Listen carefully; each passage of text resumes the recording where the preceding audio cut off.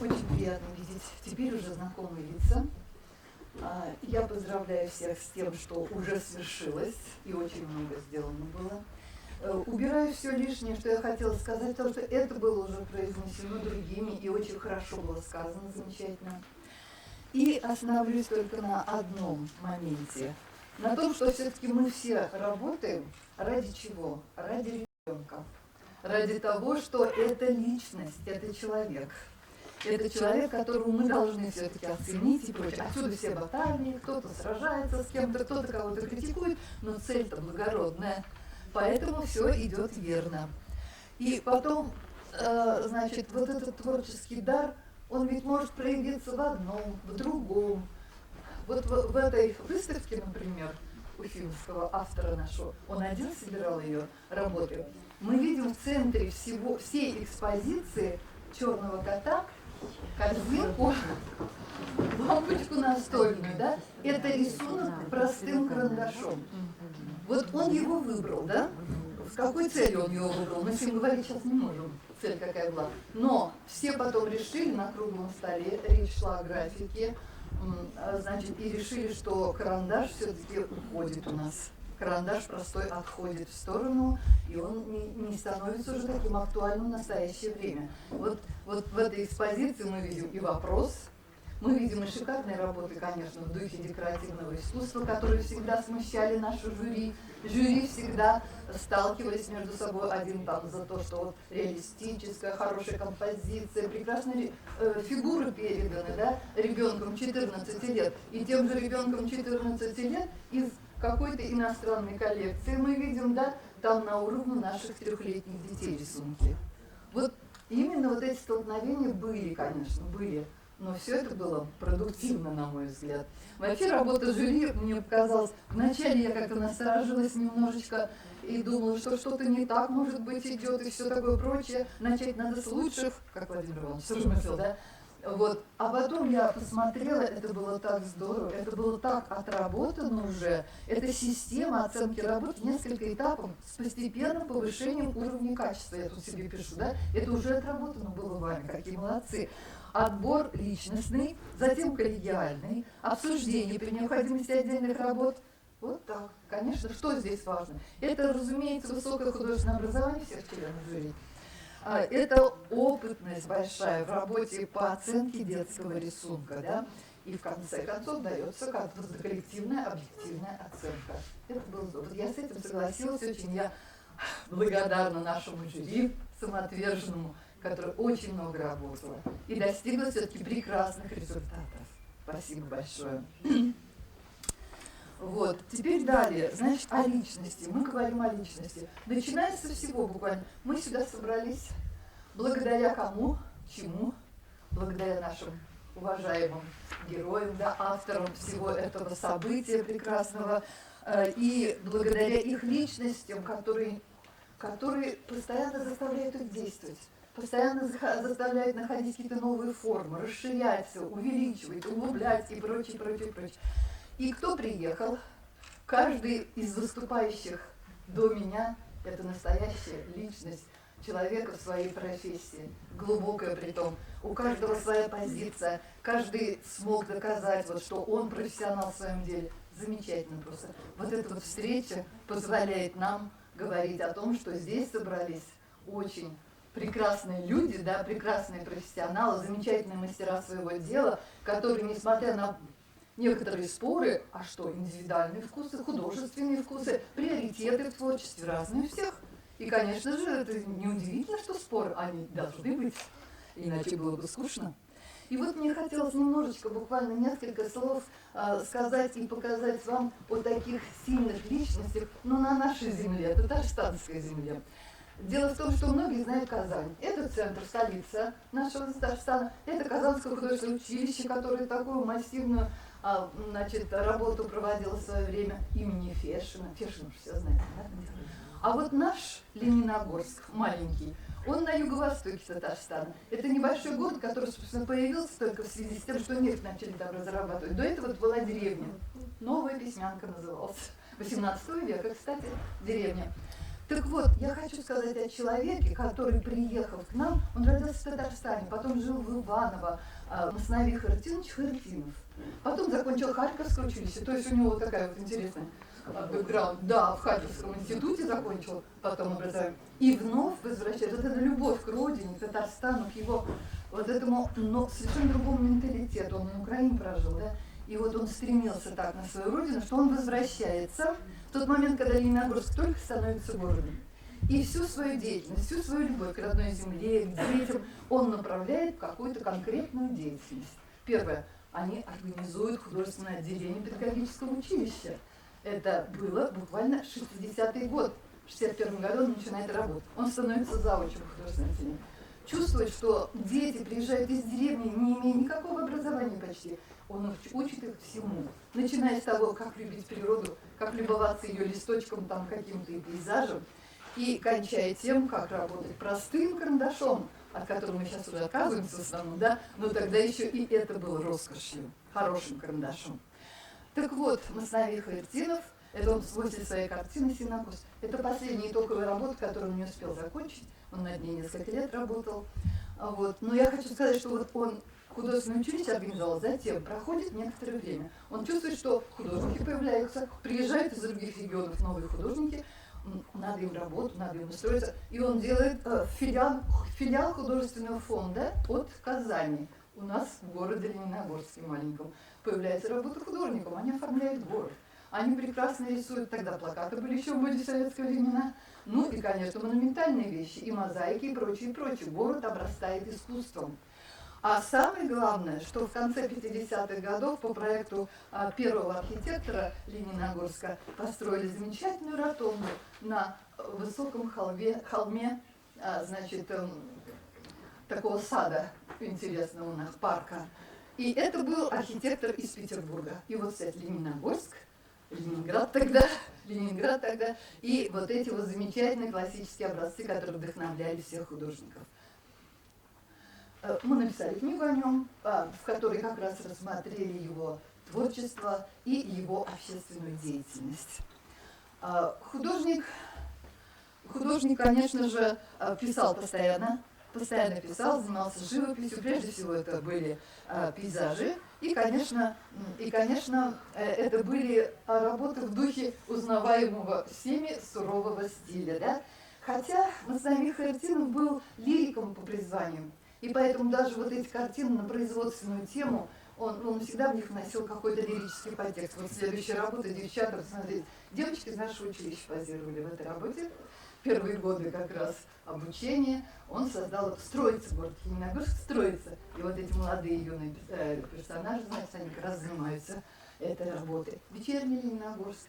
Вот у нас в памяти это все остается. Я почему показываю его вещи? Потому что когда он организовал детскую художественную школу, ну, потихонечку идем, давайте, рядом с училищем, это как бы более такая первая ступень овладения, значит, лирик, настоящий лирик, да, нежность. Он здесь говорил, что я ассоциирую себя, свое возвращение на родину, в Татарстан, вот как любовь этого маленького ребенка к матушке-кобылице, вот такой образ поэтический сложился здесь. А это уже поздняя работа, и он здесь показывает стариков, которые отжили свое, и которые по возрасту равны этим ветлам на берегу. Вот. Так вот, значит, детская художественная школа, в которой стали собираться дети, а потом они выходили в училище, потом из училища они ехали там в столичные города и получали высшее образование.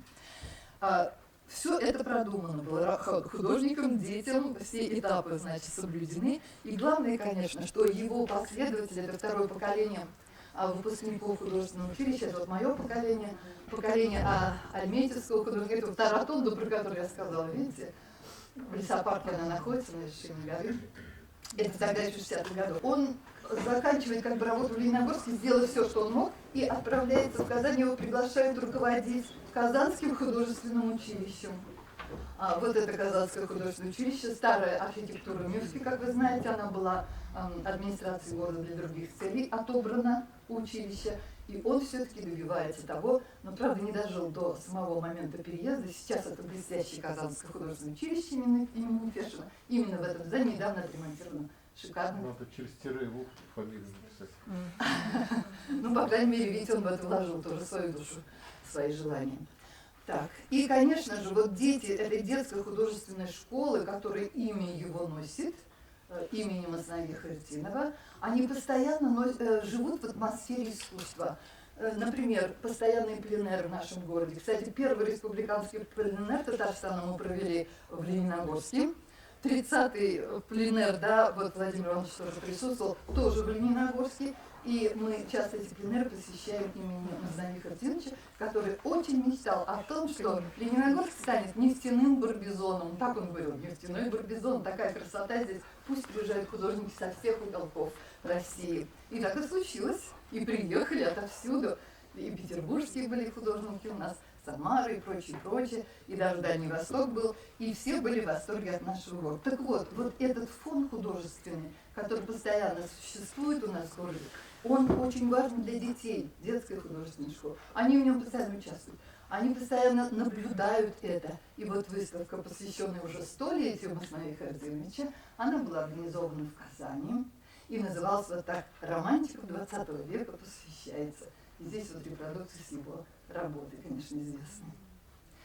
И вот третье поколение наших выпускников, его выпускников, это вот Галямова Эльмира Расыхна, она директором была детской художественной школы Лениногорска, сейчас она просто преподаватель. У нас завуч Альметьевской художественной школы, это тоже третье поколение вот наших выпускников.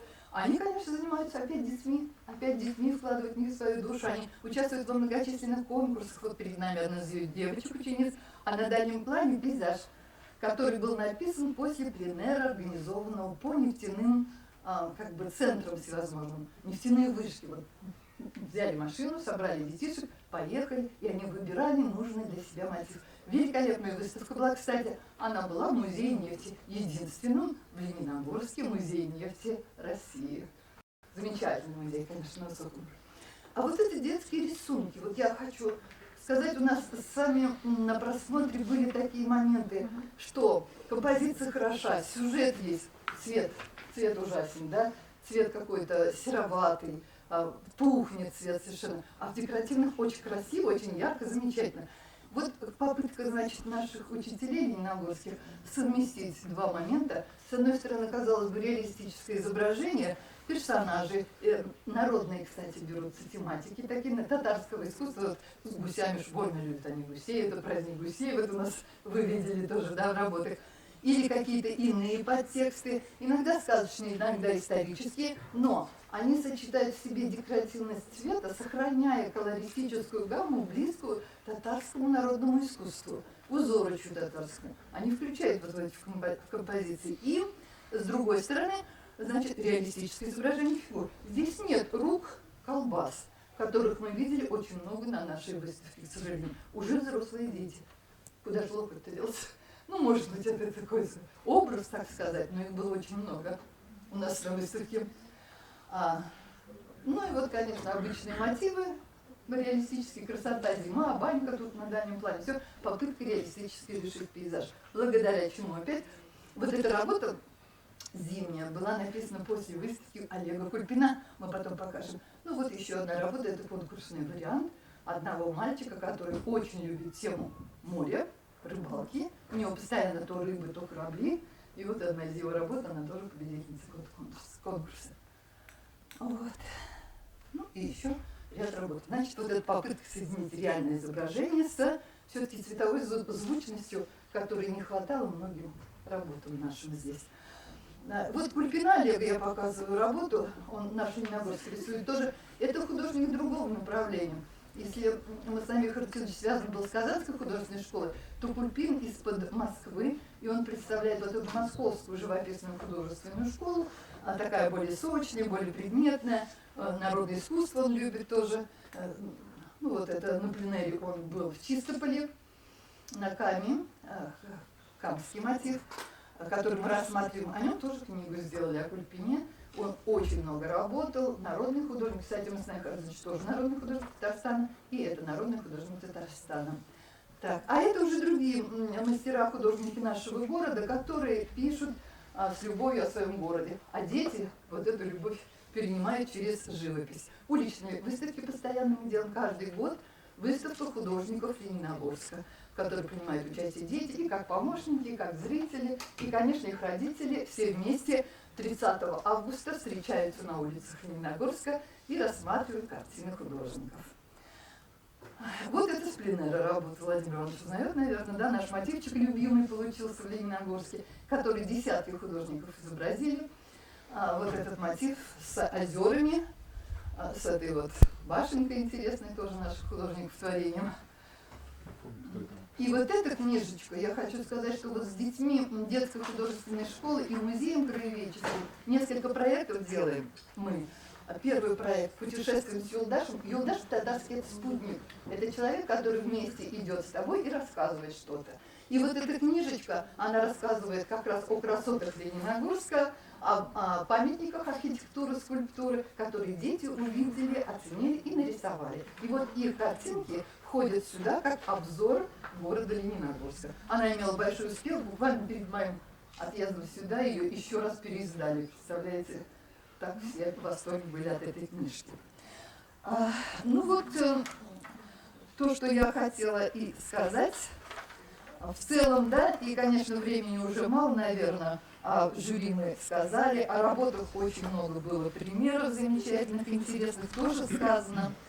Вот, ну, прежде всего, все-таки хочется оценить оригинальность всех проектов, которые вами были задуманы. Вот именно нашего уже проекта, в котором мы сейчас находимся, мы живем. Конечно, эксперты из разных регионов России, Белоруссии, Китая. Да, конечно, у нас получилось вот этот момент с сравнением, хотели, я так понимаю, хотели разные взгляды показать, что каждая экспозиция показала свой личностный взгляд человека с определенной точки какой-то географической. Но получилось-то вот объективный взгляд, да, получился в целом, все-таки в целом объективный взгляд всех нас, имеющих хорошее образование, прекрасный художественный вкус и так далее. Все выбрали живописи, много хорошей, отличной. Все выбрали замечательную графику этого года, да, прекрасную. Каких проблемной работки очень мало, совершенно мало. И в целом, вот что можно сказать, взгляд, наверное, китайский все-таки отличался немножечко, да, потому что там была концепция четкая ее проекта, и мы это хорошо прочувствовали, увидели. Ну вот, может быть, и вот это тоже, потому что это личностный взгляд конкретного человека, художника-педагога, со своей позиции. Может быть, это. А в целом отлично. Ну, первый, конечно, я тоже выбрала. Да, конечно, Калининград. Все же Калининград. И я тоже Калининград. Почему? Потому что, во-первых, там наиболее широкий ассортимент, так скажем, да, работ детских рисунков. И в области графики, в области живописи, в области реалистического подхода композиции, точного решения композиционного, цветового решения. Все это есть у них. Есть и у младших детей работы замечательные. Вот я выделяю, смотрите, помните картину «У водопоя», дорожные работы на улице дети, юноши там работают, дорогу ремонтируют. И еще одна композиция «Остановка», которая вызвала много вопросов, да, остановка, серый промозглый день, такой, да, сдержанные цвета в этой работе. Но что интересно, она же передает состояние обыденности человеческой жизни. Передано это, вот это чувство есть, это сложилось в этой работе. И поэтому, если там и композиционно немножечко эти сдвиги нашли, то это можно простить. Вот. И по контрасту вот это вот солнечный летний день дорожных работах. Ну и так далее, говорит, можно, я, конечно, приготовила анализ, но не буду загружать всех, да. Если кому-то будет надо, индивидуально мы еще поговорим, я думаю, да. А в целом, конечно, благодарю вас за замечательный проект, прекраснейший проект, за возможность встретиться с талантливыми личностями, замечательными людьми, мастерами своего дела. Я желаю всем успехов. Спасибо.